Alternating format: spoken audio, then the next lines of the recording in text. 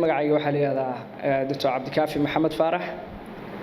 waxaan ka tirsanahay bulshada rayidka ah ee gobolka Mudug waxaan ugu horeyn u mahadcelinayaa kulankan dadka soo abaabulay iyo madasha tisqaad sidoo kale waxaan u mahadcelinayaa ka soo qaybgalayaasha waqtigooda soo horay inta kadib aniga shakhsiyan meeshan waxa ay keenay waxa weeye waxa 25ka bishan gudaheeda hadii aan leedno insha Allah inoo dhalan doona golo deegaan oo representative ah maadaama golo deegaan ay noo dhalan doonaan waaridku ilmaha wuxuu u dhalaa waxa weeye mustaqbalka inuu xanaaneeyo u adeego markuu waayeeloobo uu shaqadii waaridnimo isagu uu qabto sidaas si la mid ah golaha deegaanka oo inoo dhalan doona hadii aan la idmo waxay noqon doonaan dad inaga inoo adeegi doona ma ay noqonayaan sidaan ka rabno weey ma ay noqon doonaan dad naga adeegta waxaan rabaa inaan xasuus yar ku laabto gaalkacyo in ka badan 4 jeer baa waxa la kala diray golayaasheeda deegaanka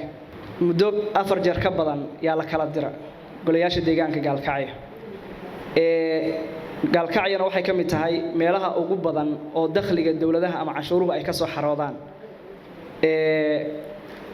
marka maadaama la kala diray golayaal deegaan la'aan awgeed waxa inaga halaabay oo aan weynay waxa la yiraahdo shaqooyin badan oo la qaban lahaa oo ay ugu horeeyaan wadooyinka barnaamij waxa jira degmooyinka Puntland loogu dhiso wadooyin kaasoo ku xiran mar walba golayaal deegaan sidaas gaalkacyo waxay uga dib dhacday degmooyinka ay kamid tahay Garowe iyo Boosaaso iyo Qardho marka muhiimadda ay leedahay golayaasha deegaanka iyo inaan cod dadna matala aynu helno oo shanta sano soo socota la helo strategic plan inta la dejiyo gobolka ama degmada waxyaabo badan oo horumar lagu soo kordhiyo yaan rajaynaynaa hadii aan leedno qodobkaas halkaas aan uga baxayaa qodobka labaad waxa weeye barnaamijkan hadda aynu u idlanahay oo aynu u fadhino oo aynu ku faraxsanahay oo ah inaynu awoodeena iyo waxa la yiraahdo karaankeena aynu wax ku doorano waxa jira dad badan oo against ku ah ama ka soo horjeeda dadkaas ka soo horjeeda waa inaan dhihi karnaa nama matashaan Puntland waxay muddo 28 sano ka badan ay u dagaalamaysaa in la soo gaaro heerkan oo ah in dadka awoodda lagu celiyo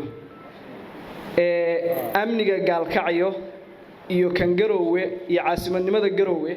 waxay wax ku gooyaan weeye waa amninimada iyo caasimadnimada ma aha magaca ma ay aha sidaas awgeed waxaan rabaa inaan halkaan uga diro fariin dadka isbaarooyinka dhiganaya iyo kuwa idaacadaha iyo Twitter Spaces ka sheekeynaya inaan iraahdo nama matashaan